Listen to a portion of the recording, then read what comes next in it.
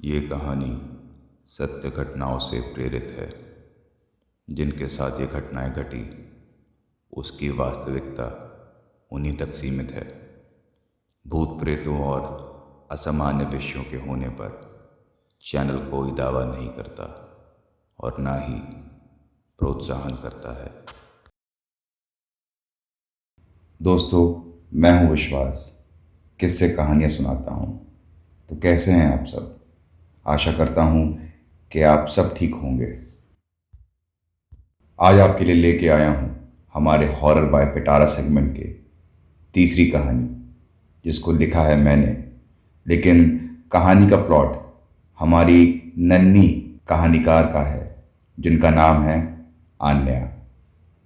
आन्या महज 8 साल की हैं और ये नन्ही कहानीकार और कोई नहीं, मेरी बिटिया रानी ही है, जिनका अपना ही कहानियों का पिटारा है और वो इस पिटारे में संभाल के रखती हैं कुछ नन्ही परियां, राजा रानी, गुड्डा गुड़ियां और ढेरों सवाल। अगर आप पहली बार मेरे चैनल पे आए हैं तो सब्सक्राइब करके बेल आइकन ऑल पे क्लिक कर दें। साथ ही अगर आपके पास भी अपनी कोई कहानी हो और उसे मेरी आवाज़ में सुनना चाहते हैं तो लिख भेजिए मुझे अपनी कहानी मेरे इंस्टाग्राम या ईमेल पर, जिसका लिंक डिस्क्रिप्शन में है। तो शुरू करता हूँ आज की कहानी से, जिसका नाम है क्रिसमस की शाम। बात कुछ 1 साल पहले की है। शिमला में आज कुछ ज़्यादा ही रौनक थी। मॉल रोड आज देश के विभिन्न शहरों से आए सैलानियों से पटा हुआ था। हर तरफ चहल पहल, दुकानों से लेकर घर, सब के सब सजे हुए और बाजार मानो सफ़ेद और लाल रंग की रोशनी में नहा गए हों। आज 25 दिसंबर यानी क्रिसमस का त्यौहार था।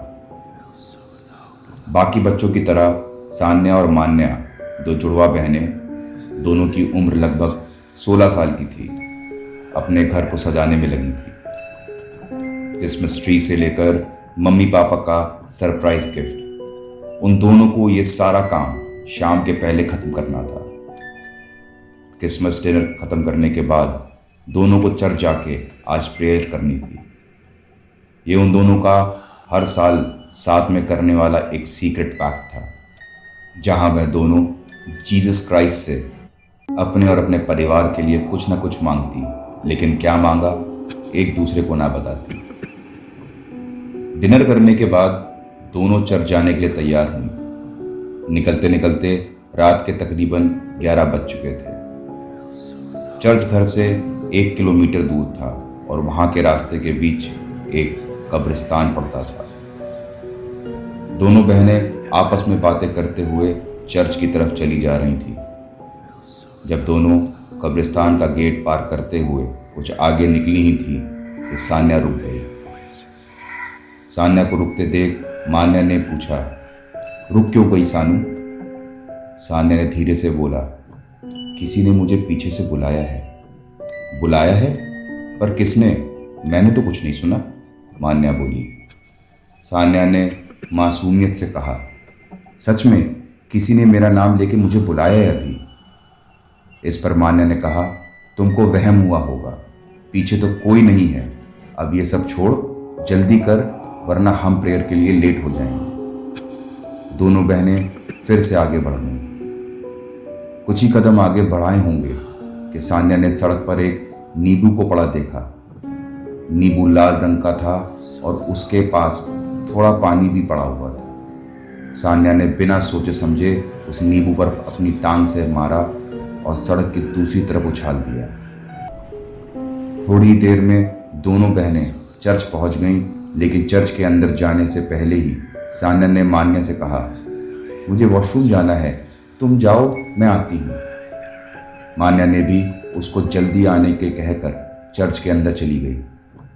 करीब 1 घंटे के बाद जब प्रेयर खत्म हुई तो मान्या सान्या को गुस्से में ढूंढते हुए बाहर आई।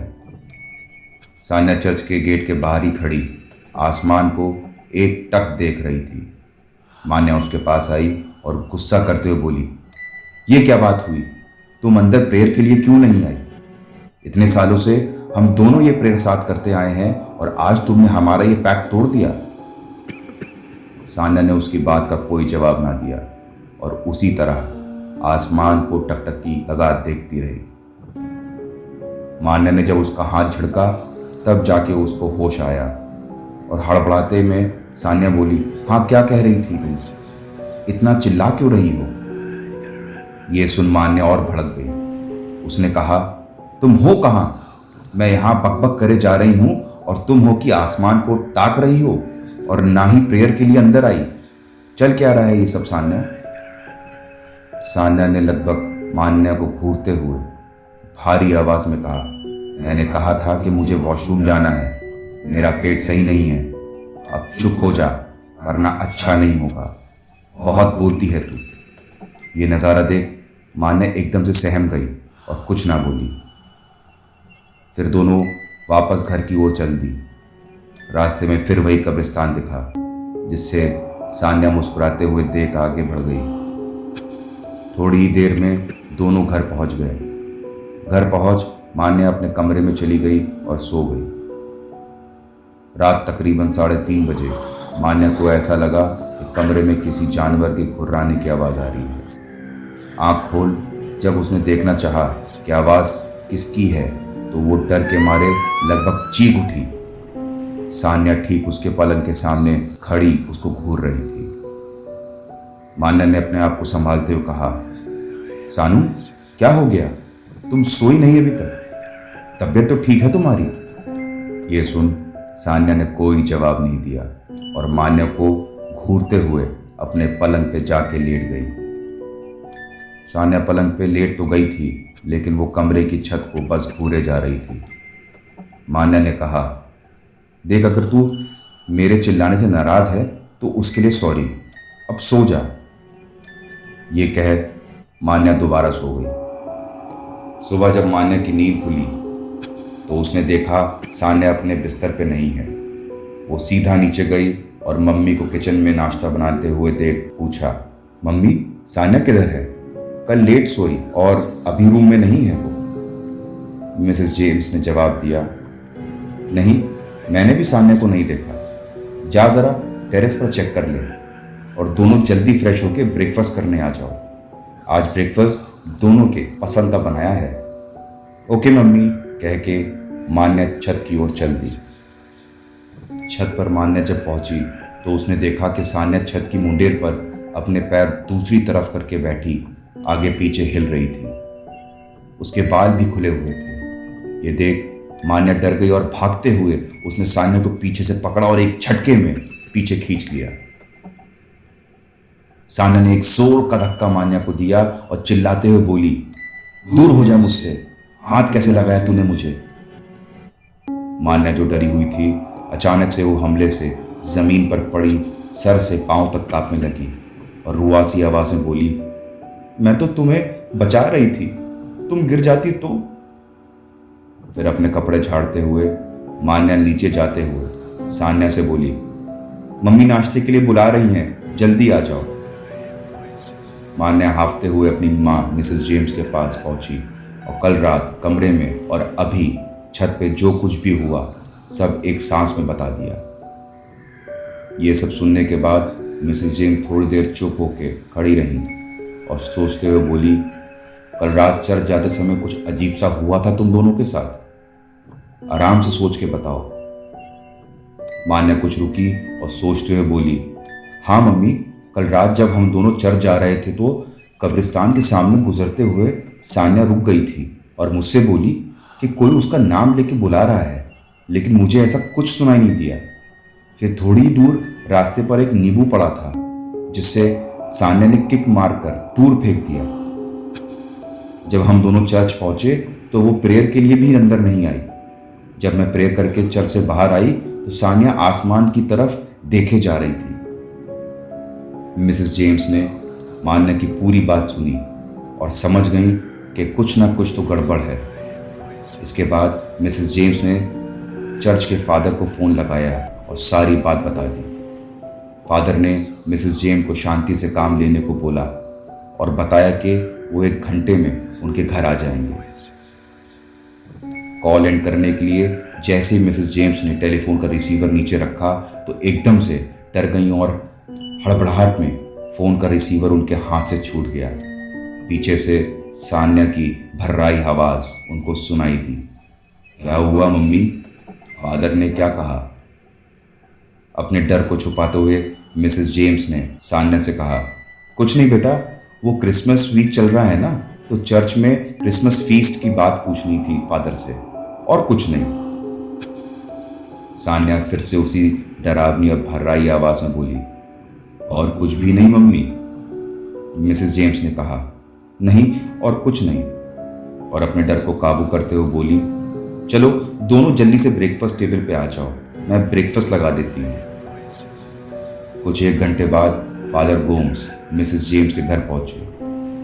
घर के अंदर कदम रखते ही उन्होंने बता दिया कि यहाँ कोई ऐसी सोल या आत्मा है जो दूसरी दुनिया की है, उसे यहाँ नहीं होना चाहिए। वो आत्मा अब हर हाल में इसी दुनिया में रहना चाहती है। इसके बाद फादर गोम्स घर के अंदर आए और मिसेस जेम्स से बोले, हमारे पास ज़्यादा टाइम नहीं है, जो भी करना है अभी करना होगा, वरना ये आत्मा पूरे घर के साथ धीरे धीरे पूरी शिमला घाटी को एक खंडर में बदल देगी। फादर गोम्स सान्या के कमरे में गए और दूर से ही सान्या को देखने लगे। सान्या उस समय दूसरी तरफ करवट लेके लेटी थी। पता नहीं कहाँ से उसको एहसास हो गया और एक बेहद डरावनी आवाज में वो बोली, यूं फादर, तू भी आ गया, चला जा, इसके पहले तू अगले क्रिसमस तक बच्चों को आशीर्वाद देने के लायक भी ना रहे। ये सुन फादर गोम्स चौंक गए और बिना कुछ बोले नीचे ड्राइंग रूम में मिसेस जेम्स और मान्या के सामने बैठ गए। काफी देर तक जब फादर गोम्स कुछ ना बोले तो मिसेस जेम्स ने उनसे पूछा, फादर क्या हुआ मेरी बच्ची को? आप इतने चुप क्यों हैं फादर? कुछ तो बताइए कि क्या हुआ है मेरी बच्ची को? फादर गोम्स ने अपनी चुप्पी तोड़ते हुए बोला, यह आत्मा बहुत ही शक्तिशाली है। मुझे चर्च के कमेटी मेंबर से बात करके फादर गोंजाल्विस के साथ यहाँ दोबारा आना पड़ेगा। ये जो कोई भी है बहुत ही शक्तिशाली है। तुम लोग घबराओ नहीं। सान्या के अंदर जो भी आत्मा है वो अगर कोई भी डिमांड करे उसे पूरा कर देना। उसको किसी भी बात के लिए टोकना नहीं और रात में कमरे के दरवाजे अंदर से लॉक करके सोना। मैं कल जितनी जल्दी हो सकेगा सबके साथ इस डीमन को उसके असली पते पर भेज दूंगा। साथ ही उन्होंने मिसेस जेम्स और मान्या एंड मिसेस जेम्स के हस्बैंड जो इस समय घर पे नहीं थे सबके लिए होली क्रॉस दिया और उसको हमेशा अपने गले में पहने रहने को बोला और फिर चले गए। उस रात सान्या की तबीयत खराब होने लगी।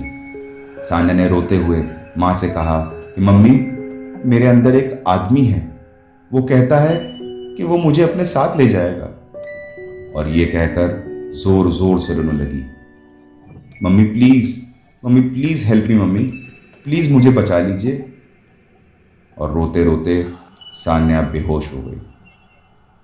रात के तकरीबन 3:30 बजे सान्या नींद से अचानक अपने बेड पर उठ खड़ी हुई। मिसेस जेम्स जो उस रात सान्या के रूम में ही रुक गई थी, आहट पाकर उनकी आंख खुली।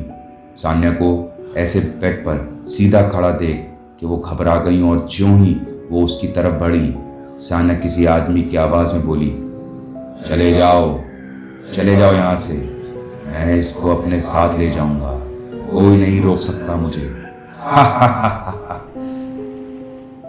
ये बोल सान्या बेहोश होकर अपने बेड पर ही जा गिरी। सारी रात डर के आगोश में यूं ही गुजर गई। ठीक अगले दिन फादर गोम्स, फादर गोंजाल्विस और चर्च कमेटी के 2 और मेंबर के साथ आए। फादर गोंजाल्विस जो घर को खामोशी से देखे जा रहे थे एकदम से बोले, वो आत्मा आपकी बेटी को साथ ले जाना चाहती है। ये कह के फादर गोंजाल्विस अपने साथ लाए होली वाटर से पूरे घर को पवित्र करने लगे और फिर सान्या के रूम में जाके एग्जॉर्सिस्ट किया। सान्या के कमरे से आती हुई आवाज़ें ऐसी थीं कि किसी भी इंसान की रूह कांप जाए। काफ़ी देर तक फादर गोम्स और फादर गोंजाल्वेस की आवाज़ें आती रहीं और कुछ देर बाद ही पूरे घर में अजीब सा सन्नाटा छा गया। कमरे का दरवाज़ा खुला और बाहर खड़े मिस्टर एंड मिसेस जेम्स ने फादर गोंजाल्वेस को देखते ही पूछा कि सान्या कैसी है। फादर गोंजाल्वेस ने उनको बोला कि अब सब ठीक है, उस शैतान ने अब आपकी बेटी को छोड़ दिया है, अब सान्या को कोई खतरा नहीं। ये सुन मिसेस गोम्स अपने घुटनों पर बैठ गईं और सुबकने लगीं। फादर गोम्स और फादर गोंजाल्वेस अपने बाकी के मेंबर्स के साथ चले गए। मिसेस जेम्स भाग के सान्या के रूम में गईं और सान्या को सुकून से सोता देख खुशी से मिस्टर जेम्स के गले लग गईं। 2-3 दिन सान्या की देखभाल में यूं ही बीत गए, लेकिन धीरे धीरे सान्या की तबीयत खराब होने लगी। वो ना कुछ खाती ना कुछ पीती और अचानक 7वें दिन सान्या की मौत हो गई। पूरी फैमिली पर जैसे दुखों का पहाड़ ही टूट गया हो। दिन गुजरने लगे, लेकिन घर के सारे लोगों में कोई बातचीत ना होती। किसी मनहूस सी खामोशी ने पूरे घर को अपनी आगोश में ले लिया। मान्या, जो अपनी बहन के इस तरह जाने के बाद से एकदम अकेली पड़ गई थी, रात को उसे सान्या की आवाज़ सुनाई देती। मान्या इसे अपने वहम समझ अनदेखा कर देती, लेकिन कई महीने ऐसे ही गुजर गए, लेकिन मान्या को सान्या की आवाज़ आज भी सुनाई देती। एक रात तकरीबन 3:30 बजे मान्या को नींद में ऐसा एहसास हुआ जैसे उसके सीने को कोई दबा रहा हो। उसको घुटन होने लगी। दर्द और घुटन से जैसे ही उसकी आंख खुली तो उसकी चीख निकल गई। उसके सीने पर कोई और नहीं, सान्या बैठी उसे घूरते हुए मुस्कुरा रही थी। बस इतनी सी थी ये कहानी। जल्दी मिलता हूँ आप सबसे एक नई कहानी के साथ। तब तक के लिए सुनते रहिए द हॉरर ऑफ पिटारा कहानियों का। अगर ये कहानी आपको पसंद आई हो तो लाइक, शेयर, कमेंट ज़रूर करें। और अगर आप इस चैनल पे नए आए हैं तो सब्सक्राइब बटन दबा के बेल आइकन ऑल पर सेट कर दें। तो मिलता हूँ अगले हफ्ते आपसे इसी समय इसी दिन।